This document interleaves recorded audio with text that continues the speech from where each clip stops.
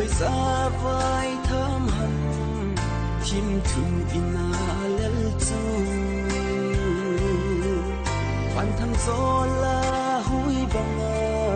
vai thơm gần hình ta ô lung tây in ven cái hình khôi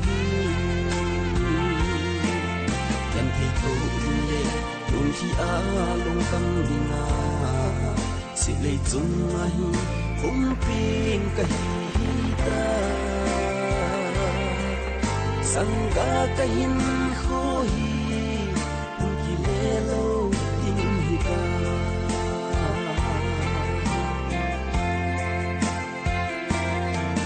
đi bằng hình khôi sang din kana yal po am le bang nei zo lo sang ga cái hình khôi mà sang lâm lung tu lâm pi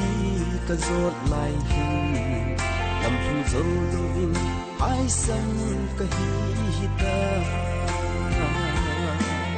yang thấy cô in luôn khi á lung căng đi na sự lấy chung ai cũng pin cái hita sang ga cái hình khôi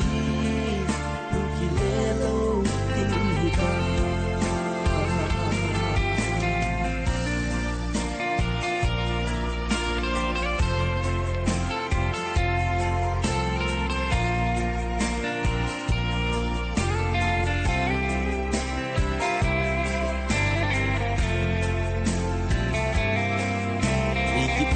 gam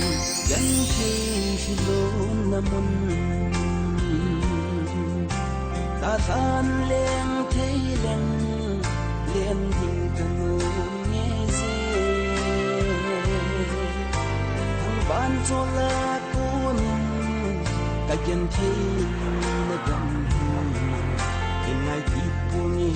gan thi cả chỗ namun thì cô lệ luôn khi á lung căng đi na xin lấy chung ai cũng pin cái ta sang ga cái hình khôi khi lệ lâu tình ta